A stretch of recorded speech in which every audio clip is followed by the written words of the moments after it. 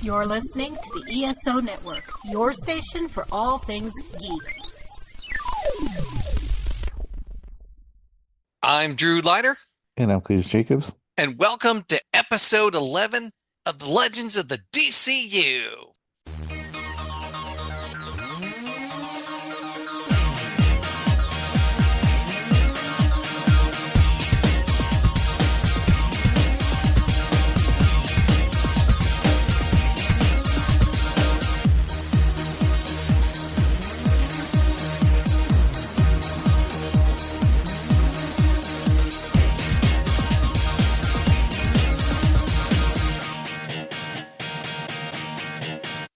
Tonight we're talking The Flash 19 through 25 and The Sandman Season 2 Episode 11, A Tale of Graceful Ends. But before we get into that, let's talk some DC news.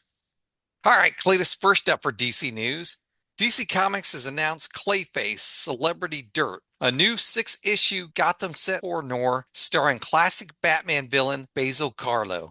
The series follows Karlo after his escape from Arkham Towers, determined to reclaim his career, only to find that someone else has stolen his identity, his face, and the fame he once killed to protect.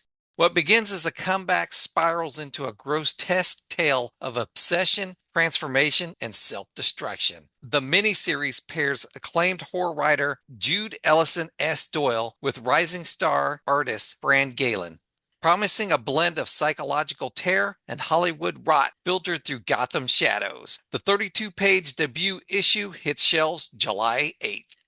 I really like the idea of this miniseries, first off, Drew, and also, I mean, just from a synergy standpoint, it makes sense to put out. You know, there's not been as strong of a crossover between movie interest and comic sales, but nonetheless, you know, the comic people that are already comic book readers are going to have some renewed interest in the character when the movie comes out, hopefully. So, I mean, the premise sounds really cool to me. I like it a lot. I'm kind of curious, to be honest with you, how it might compare to the film. Yeah, that'll be interesting to see how it compares to the film. And we got a horror writer writing this and not just a comic book writer. So that'll be interesting to see their take on it. I don't think I've seen artist Fran Galen before either. So I'm curious to see what their artwork looks like as well.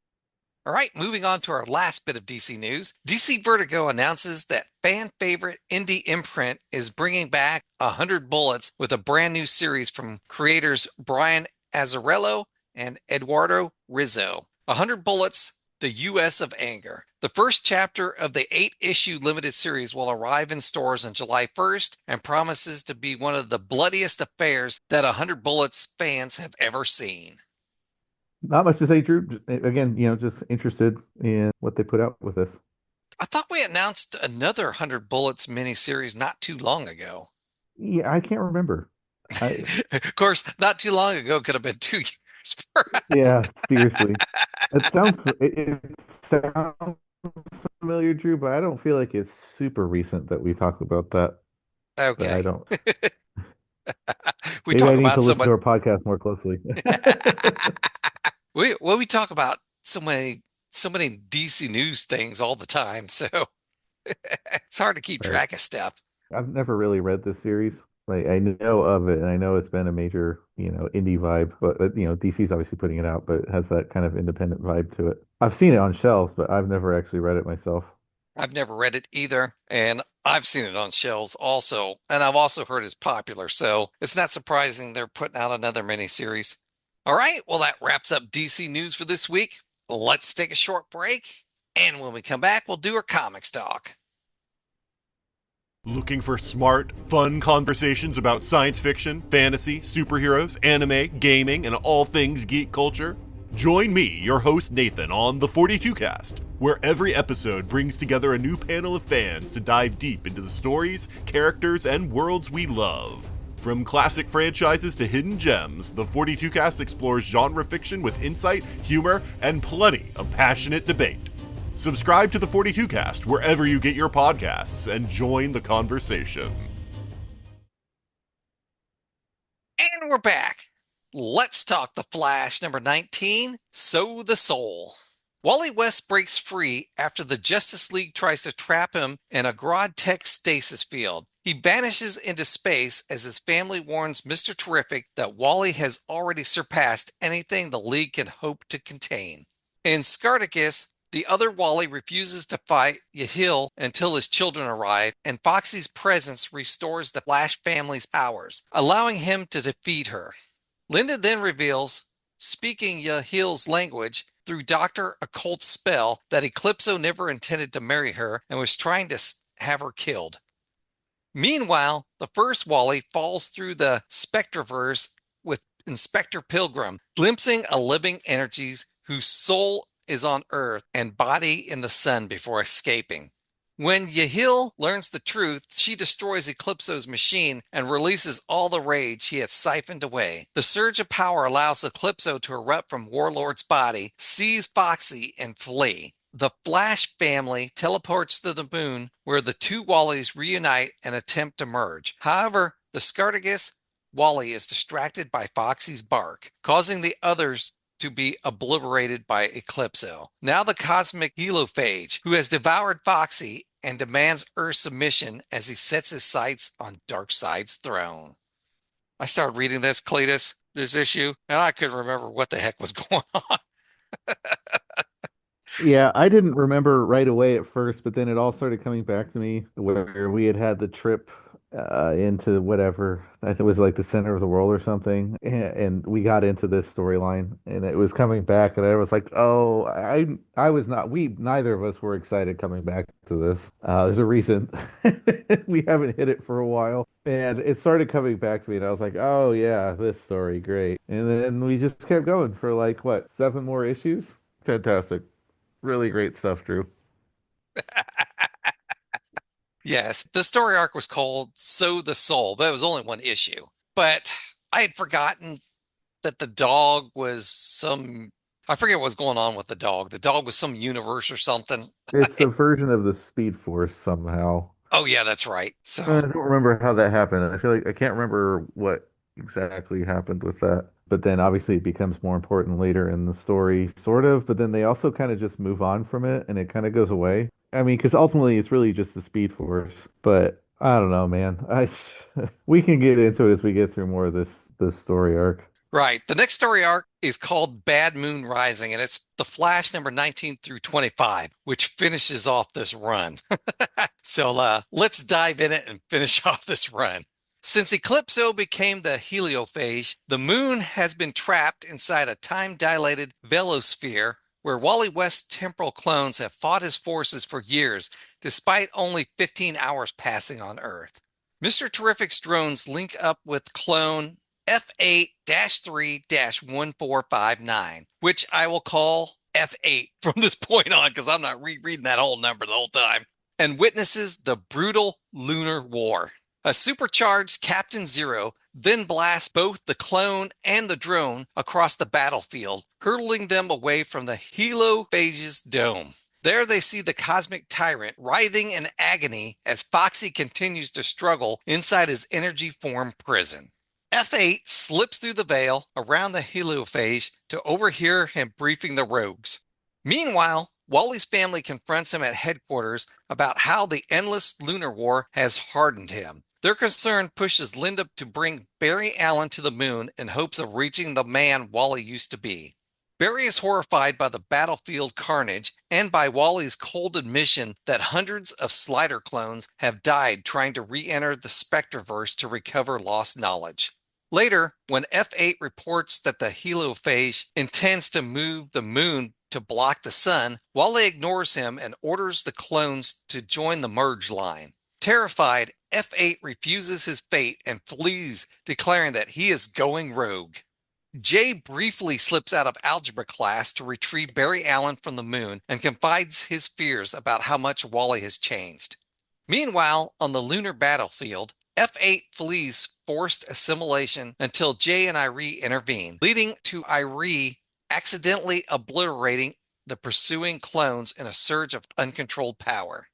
Jay brings F8 to Time Point, where a future Inspector Pilgrim explains that all possible futures are collapsing into one single catastrophic timeline, far worse than the Lunar War. As Wally's forces crumble under a counterattack, Irie runs headlong into danger. F8 decides they must bypass the Spectreverse's deadly guardian to uncover what the first clone learned. When he shifts to a lower vibration, the tendrils meant for him seize Jay instead, dragging them both into a void filled with dismembered clones, where they come face to face with the Shade. F8 and Jay are dragged into the Shadowlands, where the Shade quickly captures them. He dismisses F8 as just another Wally West, but takes a keen interest in Jay, calling him different. The Shade then reveals that his power comes from a higher source and shows Jay that Eclipso's face looms in the sky as the true master of the realm.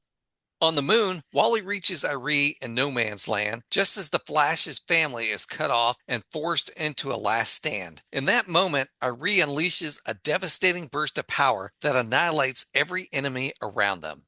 In the Shadowlands, Jay discovers that Eclipso planted a malignant growth inside the Shade's dying wife to manipulate him. Jay removes it and returns with the energy-swirling mass, revealing that Eclipso engineered her illness to control the Shade.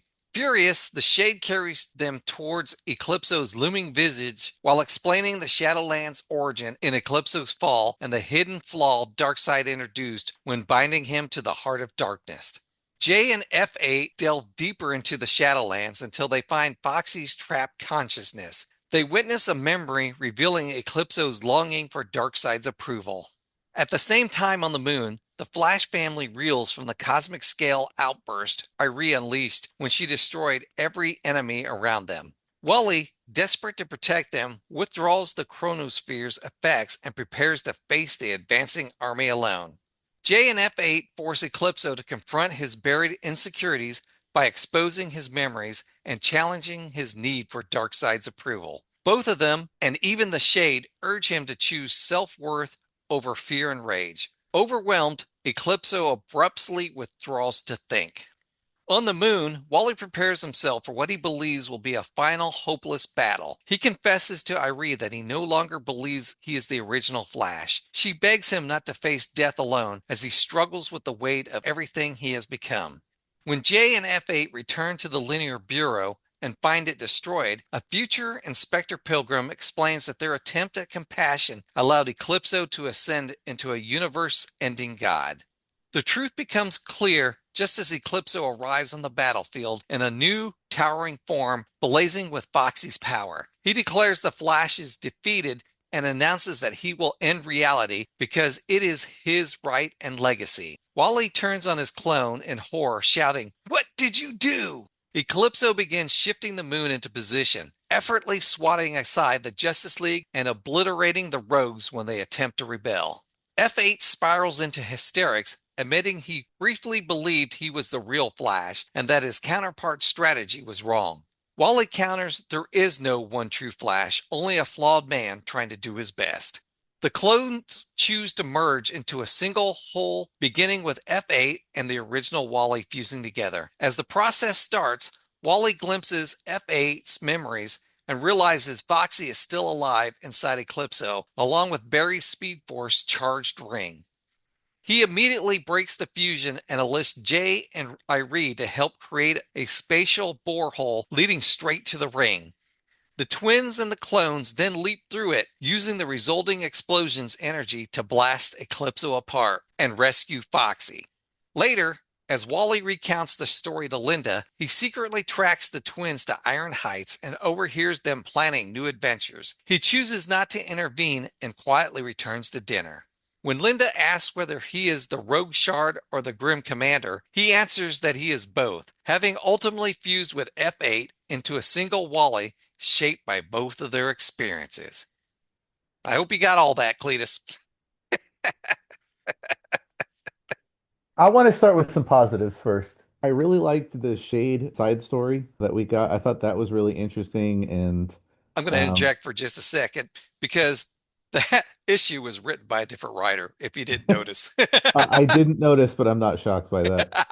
But to be fair, the main writer did set up the premise in the first place. And I liked exploring the connection between him and Eclipso. I thought that was cool. So that side story was good. I also liked the idea quite a bit of, in a sense, Darkseid becoming Eclipso's father and Eclipso doing all of these things, both out of being commanded to do so, but out of a sense of like wanting to make his dad proud. That's a really interesting, cool idea, Drew. I know, one we haven't seen before. I like that idea too.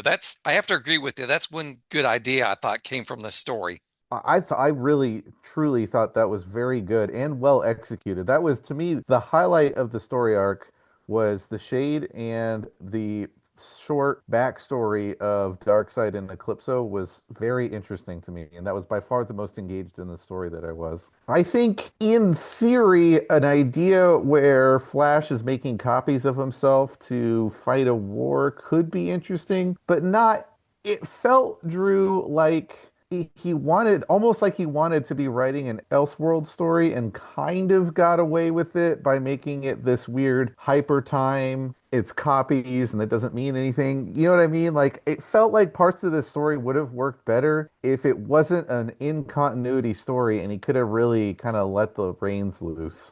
You know what I mean? Because ultimately, some of the stuff, it felt like he wanted to set up deeper consequences or go further in certain storylines with like how far Wally goes fighting this war for him, what is years, right? But he doesn't, because ultimately this only really happens in the span of a few minutes in continuity. And so Wally has to still be Wally at the end of the story. And it doesn't really land right. He exposes himself and the copies of himself to some pretty horrific stuff. And I think that there's an interesting story to be told there, Drew. And we kind of back away from it, I felt like, in terms of consequences at the end, to give it a happy ending, which, like, it's the Flash, so that I get it, but it's also an in-continuity Flash, so it really needs to be a happy ending. And I thought that held the potential of the story back to me.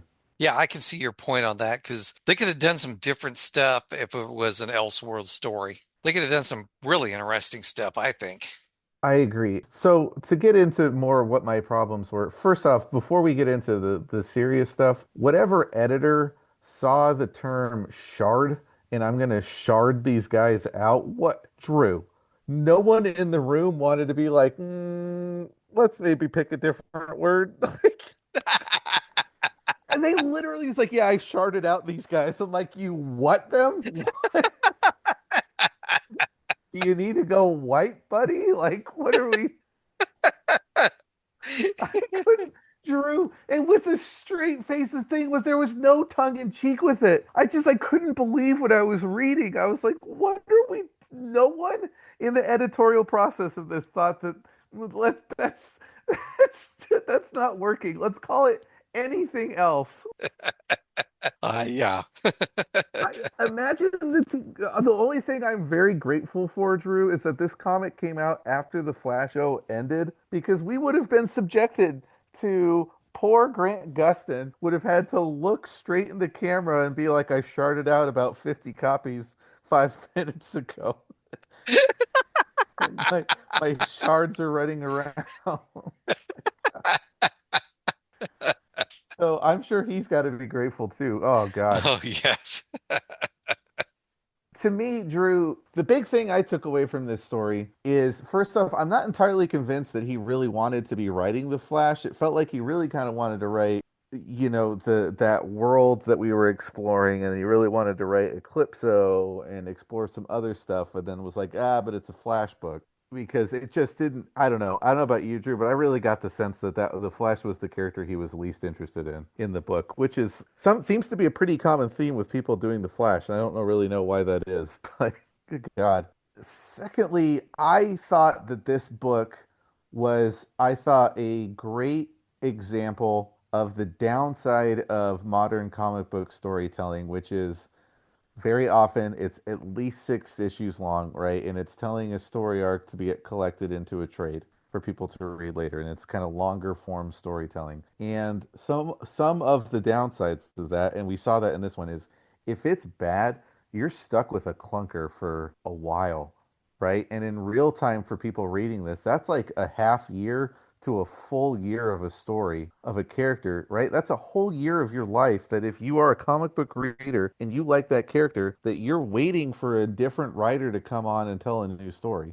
You know what I mean? Like, think about back in the Silver Age and Golden Age of comic book storytelling, getting a new Flash story once every year. I don't even know that superhero comics would really exist in the same way, Drew.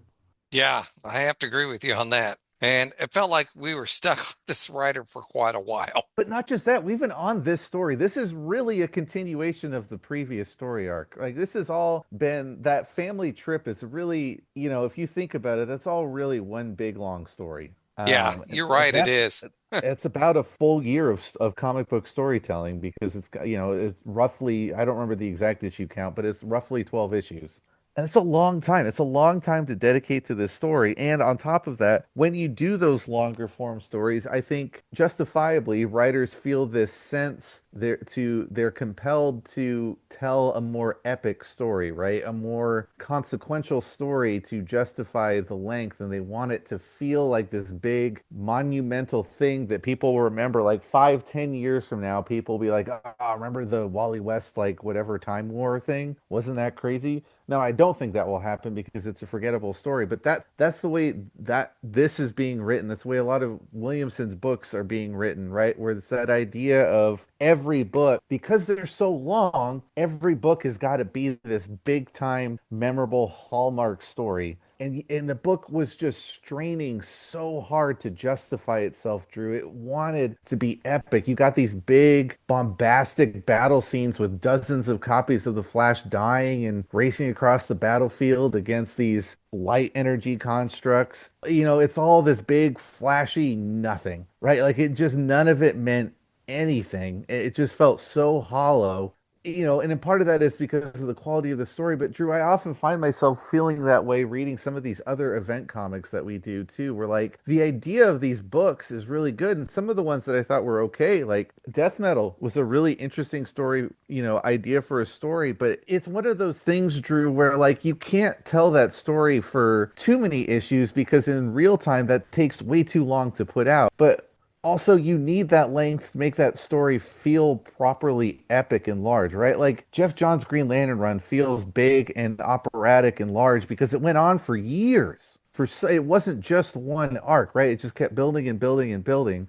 Some of these other major stories, The Long Halloween is a very long story, right? So you can't really, I think they want to like recreate that magic and capture that magic in these 6-issue story arcs, and it's difficult to do that. You kind of got to catch lightning in a bottle, but really it's more about the long haul. It's not just telling one big massive 6-issue arc. It's telling one good arc and then building on it in the next arc and then building on it on the next arc. And when you get these books that only go about 20 issues, you don't get that, right? And so you get a hollow feeling of these stories trying to give you the same feeling that issue 100 of Johns' Green Lantern run does, right? In just a short 5 to 6 issues. They're trying to replicate that same feeling and it just doesn't work. It's not earned. It's not been going on long enough for you to feel that deep of a connection to the story and to feel the real stakes of the story. And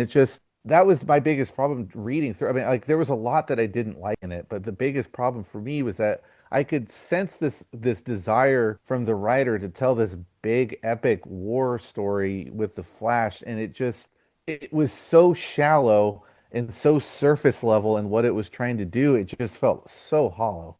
One thing we can contrast it to that's going on right now is the absolute universe, because we've been getting short story arcs that have been building on themselves. Yeah.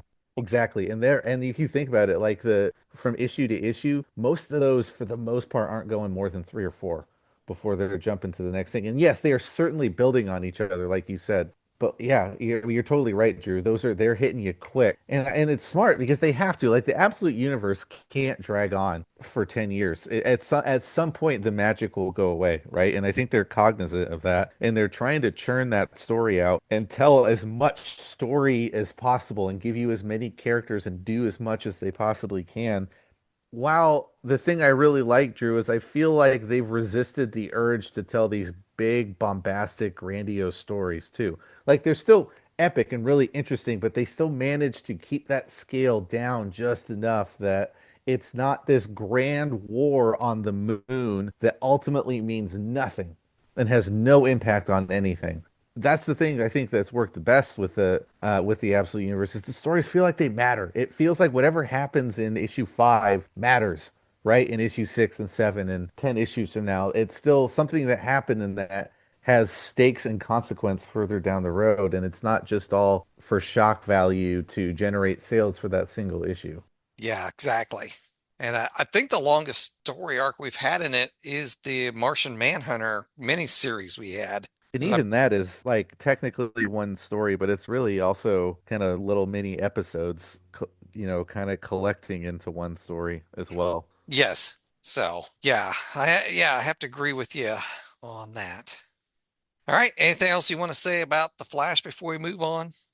No, it's a bummer, Drew, that we had Wally as the main Flash for as long as we did, and I just personally don't feel like any comics of note really came out to take advantage of it. Yeah.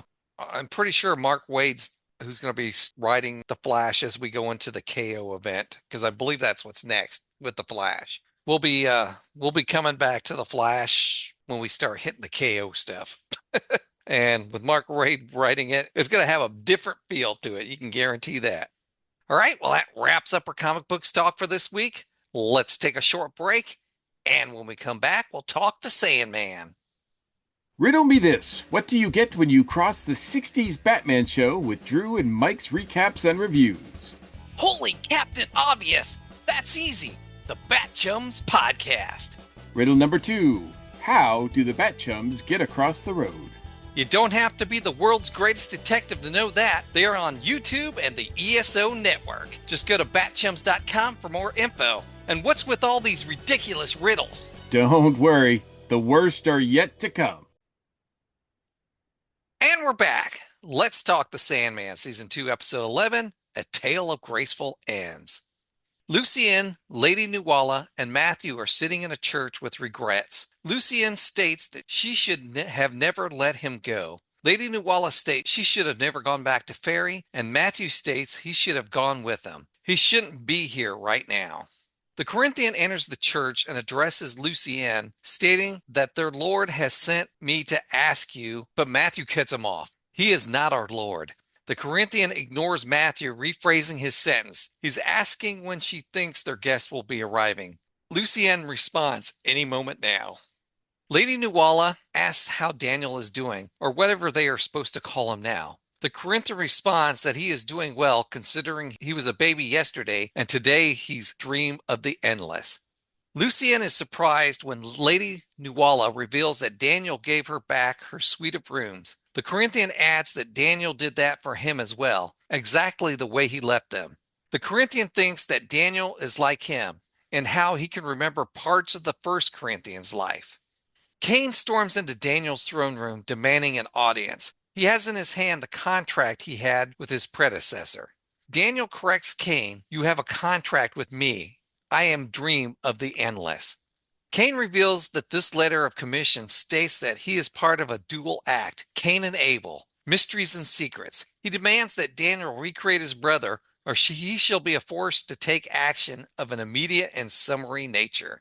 Daniel stands up, revealing that he does not take well to threats. Cain apologizes, and after Cain describes his brother, Daniel recreates him using the Emerald Eagle Stone. I'm going to stop here for a moment, Cletus, because I just wanted to note some differences between Daniel and Morpheus that, we notice in this episode. We notice Daniel's wearing white robes instead of black robes. And the other thing I wanted to point out is he's using an Emerald Eagle Stone instead of Morpheus's red ruby that is known as the Dream Stone. So those are some differences I noticed right away between the two. Really, I enjoyed this episode quite a bit as a whole, but it was really interesting seeing all of the little differences between Daniel and Morpheus, and that they are similar, in many ways, but there are obvious and maybe less obvious differences in the way that they operate as well. I really appreciated getting this episode, Drew, from a multiple, like it's a great send off to Morpheus in a way that you don't usually get from a lot of shows, and also kind of giving you a peek as to what the world's going to continue to look like as the show's ending, but but a new story is starting. And there was a lot and like you said, the comparison between the two was interesting, but there was just so much about this episode that really appealed to me. Same here. Abel hugs his brother, stating he thought he was done with. Cain says nonsense. Lord Morpheus brought you back right as rain. Daniel corrects Cain, not Lord Morpheus. He has no right to that name. He is Dream of the Endless, and that is enough. Lucien comes into the throne room, surprised to find Abel there. Cain and Abel leave to prepare for Lord Morpheus' funeral. They do not want to be late. Lucien informs Daniel that their guest for the funeral will be arriving shortly, and she will be ready to receive them. According to the Book of Ceremony, the family is not to greet Daniel until after the funeral. The guardians are to remain at their posts, but everyone else will be in the Great Hall. Daniel reveals that this world is very new for him. Tonight he will meet his siblings for the first time, and he is afraid. Daniel hopes he can rely on Lucien for all that is to come. Lucien reveals that since Lord Morpheus was the reason she came to the dreaming and stayed for as long as she did, she wonders if it might be time for her to move on. Not right away, of course, and not before finding Daniel a suitable replacement. Lady Nuala apologizes for interrupting, but announces that the guests are arriving. Lucien leaves to greet them, and Daniel returns to his throne. Johanna, Constantine, Hobgadling, and others show up for Morpheus' funeral. The Corinthian finds Johanna looking around the palace and asks her if she is hiding from him. Johanna tells the Corinthian that she is not here to see him. The Corinthian feels alone now that Morpheus is gone. He doesn't feel alone when he is with her. Johanna states that they are just feelings and feelings change. And then she walks away. Daniel goes through Morpheus' things. Opening a chest, he finds a small container with some seeds. He takes the seeds outside, finds a place to plant them, and uses his eagle stone to make them grow until they mature into pumpkins. Elsewhere, the Corinthian recognizes Rose Walker. Lucien quickly intervenes, letting Rose know that this is not the Corinthian she met. The Corinthian states he doesn't remember, but they must have had a good time. The Corinthian looks at Rose creepily, and Lucien volunteers to take Rose to the Great Hall. I just got to say, in that scene, Cletus, it felt like the Corinthian could be kind of shifting back to what the first one was. I don't know. I got that little feeling there. Yeah, maybe. I don't think so. I think it's just showing that he is still a nightmare, ultimately. Mad Hetty recognizes Johanna Constantine, asking her if she is here with anyone as the Corinthian is staring at her. Johanna answers no, and they walk into the Great Hall together. Outside, Daniel carves a pumpkin and brings a new Merv Pumpkinhead to life. Merv asks him who in Hades he is. Daniel answers he is the Dream of the Endless. Merv asks, how did that happen? Daniel is not quite sure. He was hoping Merv could tell him. Lucien informs Lady Nuala that a contingent from Fairy has arrived. Lord Clerican greets his sister, informing her that she looks much like he suspected she would. He is glad that she is not dead. Clerican offers Lucien his condolences. Nuala asks Clerican if Queen Titania has said anything about her coming back to Fairy. Clerican answers not a word. He suspects that she knows that Nuala has no love of Fairy, or for her. Clerican states that Nuala got her wish. Her home is in the dreaming now, even without Lord Morpheus. Queen Titania approaches Lady Nuala, stops, stares at her for a moment, and nods her head without saying a word, and then proceeds into the Great Hall. Interesting interaction, huh? Yeah, well, I think that's about as close to an admission of fault that the Queen can get to, Drew. Yeah, I'm sure you're right on that. That nod is her version of my bad. Suddenly, Merv Pumpkinhead appears, stating, "What are you two looking at?" Lady Nuala thought he was dead. Merv states he was, but Daniel brought him back. Lucien asks if Daniel is bringing everybody back. Merv states you'll have to ask him that. Elsewhere, Daniel goes to the chest more, finding a pair of glasses. Using his eagle stone, Daniel brings back Fiddler's Green to life. Fiddler's Green wants to know why he was brought back to life. Daniel answers that he has and always has been an integral part of the dreaming. Daniel reveals that he has no ideas. He has no idea how he got here or what he is meant to be doing. All he has is his predecessor's memories. Fiddler's Green was always very helpful to him. Gilbert states that if he brings them all back to life, then their deaths and life will have no meaning. Daniel confesses that he does not understand, and Gilbert explains that Lord Morpheus died for love, for his son, for his kingdom, so that Daniel could be the kind of dream he couldn't be. Daniel apologizes, and then Gilbert ceases to exist. Which go I ahead.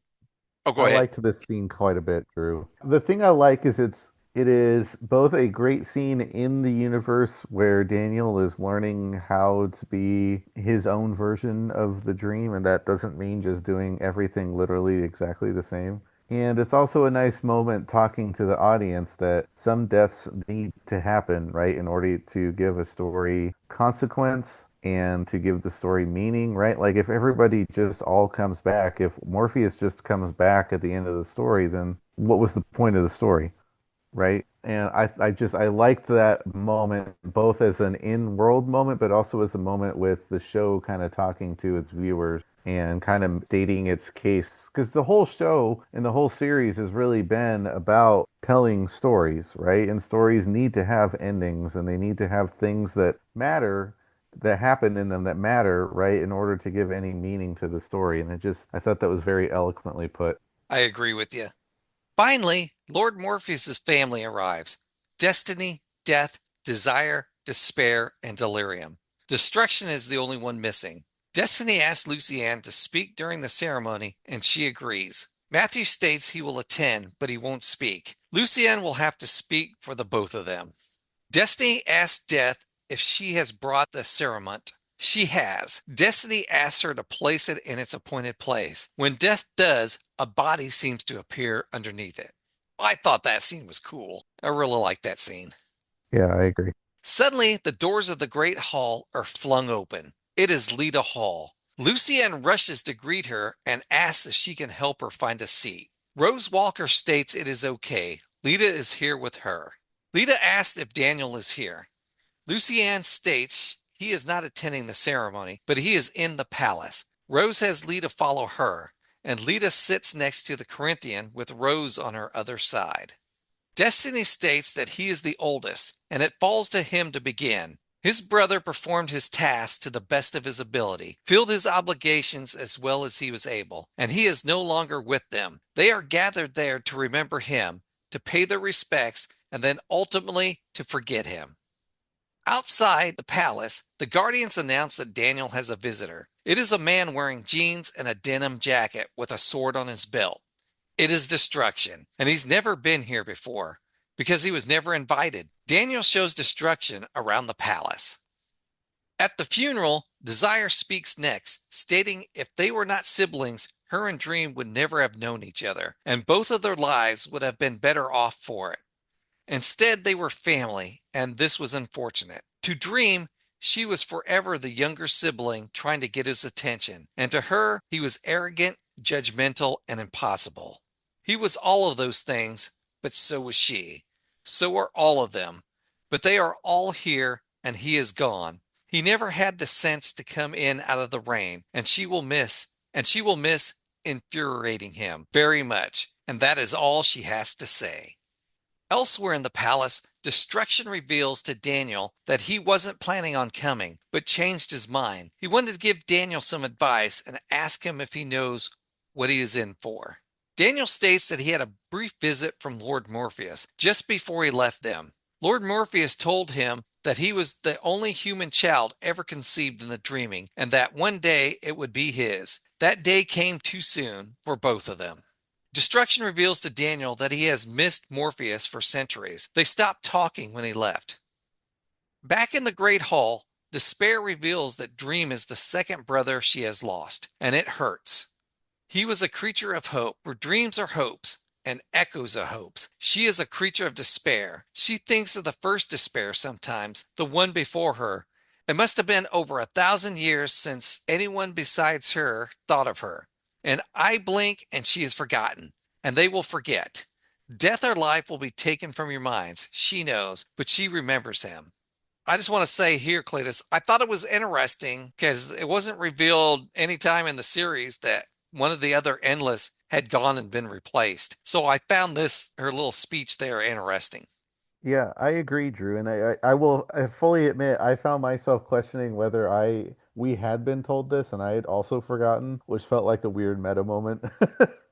But I agree, Drew. That was interesting, and make you wonder. Then, are any of them the original versions of themselves? I don't know. I don't know either. And they don't tell us, so we can only assume they are until we're told otherwise. Right. Delirium speaks next, stating that Dream was her big brother. He was always a bit scary, though she doesn't think so in the end. But though maybe he was. But she thinks he liked it when people thought he was scary because it kept them from talking too much and asking too many questions. She used to think that because he thought the rest of them were stupid, and now she thinks that maybe he didn't like the question because he didn't know the answers.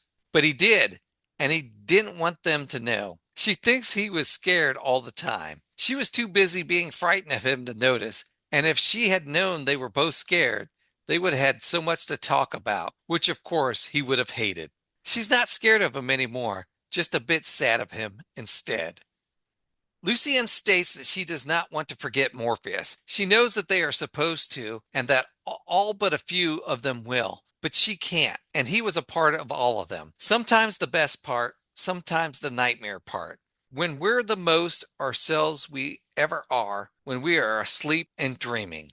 Lucienne has heard it said that one must change or die, but he did change, and she watched him change. But in the end, perhaps there were limits to how much he could allow himself to change. His death will change all of them now.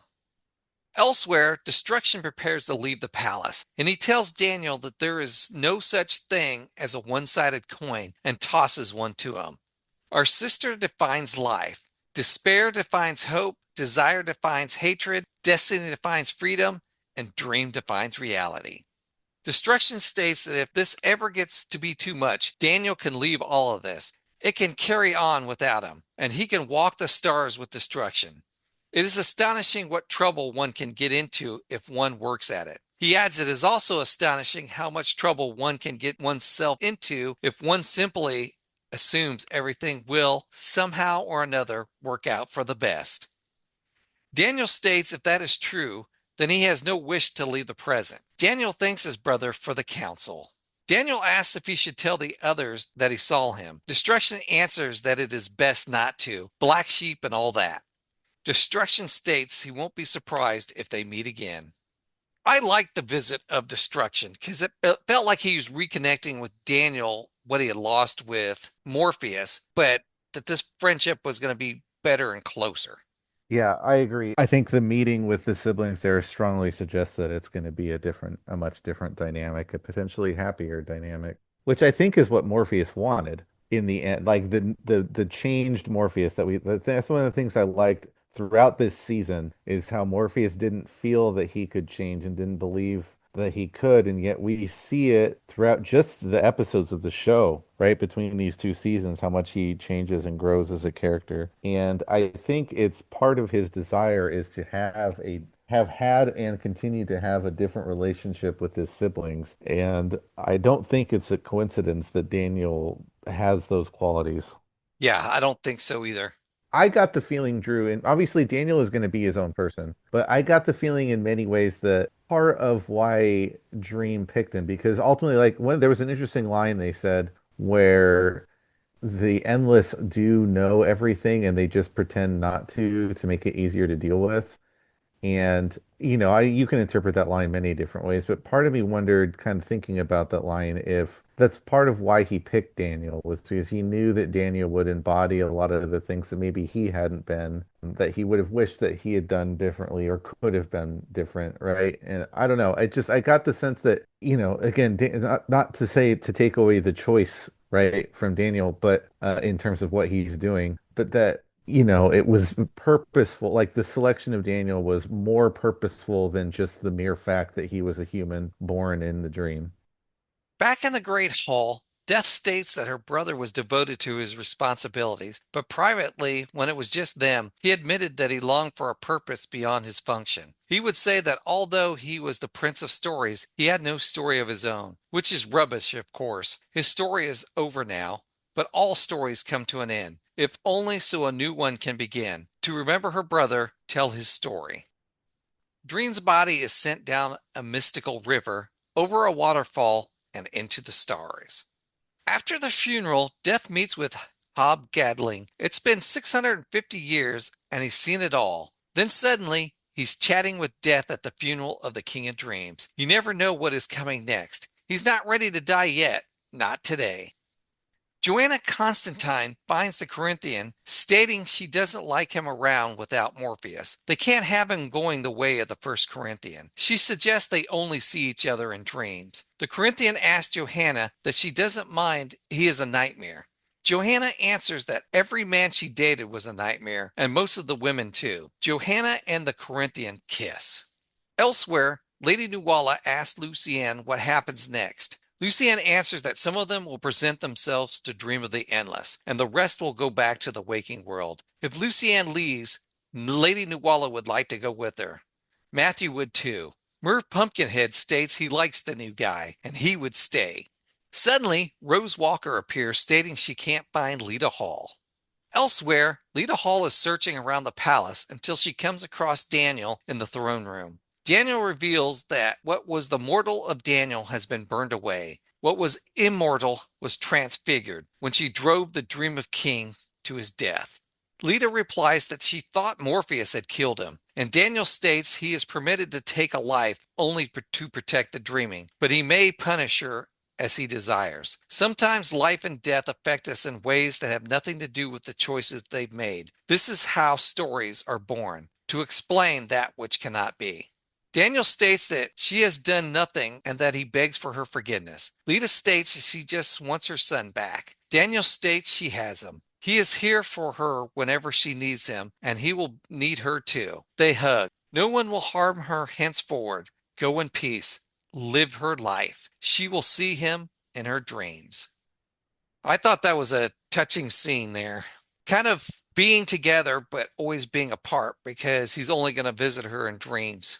Yeah, I liked it too, Drew. I liked the scene. I do felt a little conflicted because I felt like, I guess I should say, the thing that tripped me up was when she comes into the funeral, and there's a couple people that visually look a little displeased, but I felt it felt a little odd that nobody said anything. And I kind of wish there had been a little more interaction with that. I mean, ultimately, I don't know, is it really her or is it the Fates that was doing it? I don't know. But yeah, and then the interaction between her and Daniel, I really like. It's a nice moment between son and mom. But again, I kind of wished we got a little more of maybe not him, but other people reacting to her. Yeah, I have to agree with you because when she flung open the doors, I thought they might make her leave or something. But then again, Well, Lucienne just rushed. say something. Like I get not making her leave, especially because ultimately she is the mother of the Dream Lord. But it felt a little, to me, it felt a little odd that everybody really seemed to mind their P's and Q's with her. Yeah, but the other thing I wanted to point out was Lucienne rushed up there real quick to make sure nothing happened. True, If you true. if you notice, she booked it up there. And Even Rose, Lucienne though, she kind of again, she does not seem pleased to see her, but and I know it's Lucienne and she is the epitome of professionalism, but I kind of wanted just a little bit more. And I know that maybe that's not the point, and maybe I don't fully understand their world, but yeah. after Lita Hall leaves the throne room, Lucienne has come to talk. Dream states that he has existed since the beginning of time, yet he is a newborn. He states he contains the entire collective unconscious, and he has no idea what he is doing. Lucienne states that Daniel is the first of the endless that is also human. It's the Daniel part of him that will make all the difference. He won't be doing it alone. If he is still in need of a librarian, Daniel states he is in need of a prime minister, which Lucienne seemed very happy to have that title instead of librarian. Oh, Because very excited. because basically that's what she was doing before anyways. Yeah, exactly. And I think Daniel realized that. Now, I wanted to ask you before we move on real quick. I noticed Lucienne has pointed ears, and I wondered if she came from fairy originally. I don't think it was ever explained in the series where she had come from. Yeah, I don't know, Drew. I don't think the show ever says. I would be curious if the comic maybe gave an explanation. I know you, I think, texted me the other day that they actually flipped Lucien's gender from the comic, but as far as I recall, I don't remember an explanation being given as to where she came from. I'll be honest with you, Drew. My assumption as I was watching the show was that she was also a creation of the dream.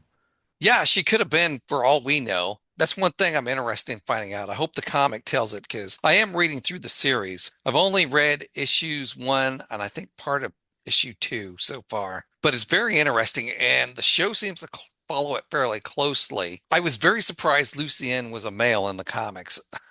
I was expecting a female, and it feels weird to me that it's a male because I'm used to the female version of Lucienne. Whereas in the show, Joanna Constantine is a female, but in the comic, of course, we get the John Constantine we're used to. And yeah, there's some subtle differences, but so far the comic and the television show line up fairly closely. So I want to go back and rewatch season 1 as I'm reading the comic to see what the differences and stuff are and how closely it is. But so far, reading the comics, I'm remembering things from season. Oh yeah, I forgot that one. Like after Morpheus is freed from being captured, he has to find his items, and I remember that in the show. I forgot he went to the Kindly Ones to help him figure out where his stuff was. And one of the big differences was they told him to ask the Justice League where his Dreamstone was. Somehow it got into their hands at some point. So I like how the comics. I think Dr. Destiny gets it in the comic as well, and Dr. Destiny comes from the comic.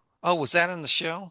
It's in the show, it is Dr. Destiny. It's obviously that version of him, right? And not maybe the same one that you see like in the Justice League animated show, for example, but it's still basically that character. Okay. He hasn't gone to the Justice League yet, so I haven't got that far yet, but yeah, I mean it's tying in closely to the show for sure. Next, Daniel meets with Hob Gadling. They discuss William Shakespeare and how Morpheus thought he couldn't change, but once he had left his island, he did. Hob invites Daniel to have a drink with him in 100 years, and he's sure he will still be around. I thought that was cool that they were continuing on that tradition. I did too, and I really like the scene earlier when Hob talks to Death as well, and lists many reasons why theoretically he should be done and be willing to die, and he's like, yeah, but I still haven't seen everything, and just still has the zest for life that his character has always kind of had in some way or another. So yeah, I enjoyed them bringing back his character quite a bit. One that I was surprised, Drew, cycling back just a little bit, that I was surprised that we had at the funeral was the author from one of the standalone episodes last year, who was also the actor who also played Rip Hunter in the Legends show. I was surprised that he was an attendee because he did not have a positive interaction, very much earned negative interaction with Dream. I've forgotten about that character, so I kind of didn't realize it. Because they panned on him. He never spoke, but they panned on him 2 separate times. And it was interesting that he popped up. And I really thought that was an extremely strong episode when we watched it a couple years ago, whenever it came out, Drew. But man, I don't know if I could watch that one again now. That has just taken on a completely different meaning with everything else that's come out since then. Lucienne informs Daniel that it is time to meet the family. When she takes him to the dining hall, his family seems happy to see him. The episode ends with one last clip. The Kindly Ones open a fortune cookie that reads, "Flowers gathered in the morning, afternoon they blossom on, still are withered by the evening. You can be me when I'm gone." They laugh, stating it is more of a motto than a fortune. They glad it is not a moral. Morals are worse than beginnings, and they set the fortune on fire with a candle. For good or bad, it is done. And the Kindly Ones stare at the candle, and then everything fades to black. You did see that last clip, didn't you?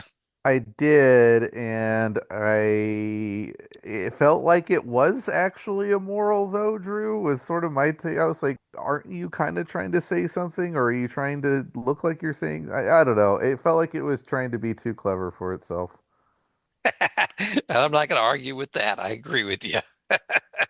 Better or worse, it's done. Okay, thanks for wasting my time. Like, I don't, surely we could have had something more meaningful than that scene. And I don't know, probably I would imagine, and you'll be able to tell me this, Drew, when you get to it. I would imagine that my guess is purely a guess, is that they're pulling that scene from the comics because I was sitting there watching it being like, what was the point of that? Like, the show was a great ending. Like, it wasn't, that was the thing. It wasn't like I was left wanting for anything. I really thought they wrapped up the show so well in this episode. They completely nailed the landing. So I didn't really need anything else. I was very happy with what we got, Drew. And then they gave us this last scene, and I was like, what? It almost it didn't change my opinion, but it was like it gave me a different feeling after the show. Like I had a very nice, peaceful, like satisfaction to the ending of the show and the ending, not just this season, but the show overall. And it's like, wow, they really stuck the landing on that. And then we got that fate scene, and I was like, what are we doing? I imagine it is in the comics, and I wonder if there's more context to it in the comics. Yeah, it didn't do it for me, Drew. Because I just didn't I missed the point. It didn't totally make sense. I agree with you. I thought it should have just ended with him going into the family because I thought that was a really good way to end the episode. Yeah, and I didn't need to be, I don't know about you, Drew, but like I didn't need to be told that, like, I mean that, stories come and go, and for better or worse they come to an end. I'm like, yeah, yeah. You've already made this point in the episode, so that's not a new point. And also, like, I honestly feel more insulted that you felt the need to tell me that. All right. Well, that wraps up our show for this week. Do you have a shout out, Cletus?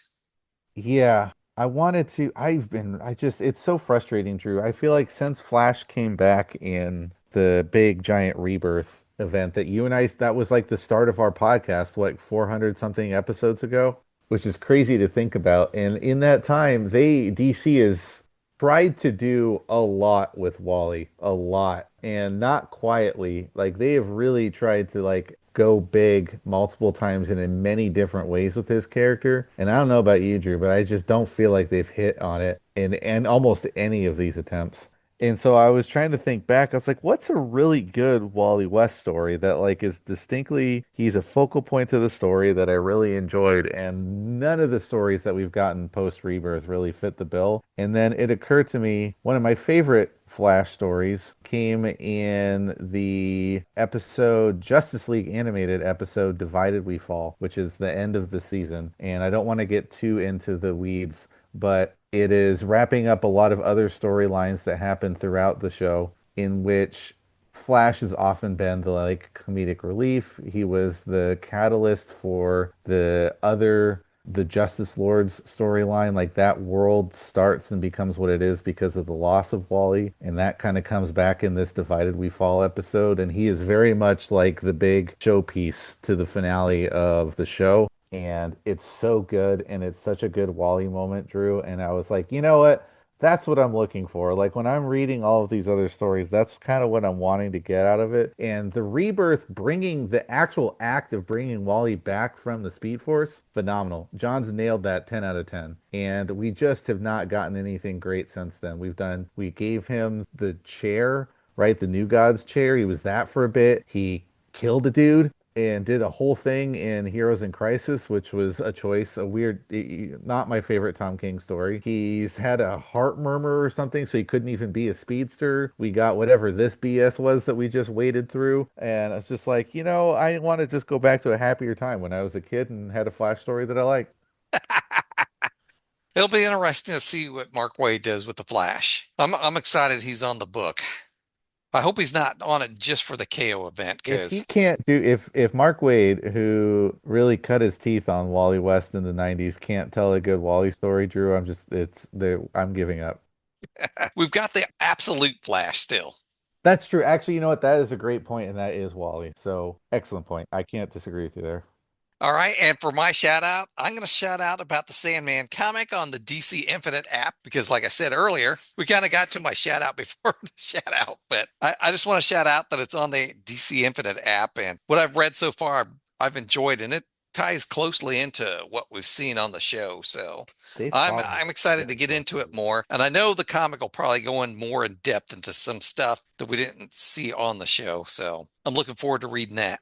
I'm curious, Drew, you'll have to tell me when you get to it. I am curious because we know the show needed to wrap up in season 2, and I do not believe that was originally the intent, but they did follow the book very closely. So I'm curious at like where they jump off to get to the ending, how much they skip over to do that, because within the show, it flowed very well and you wouldn't really know any better.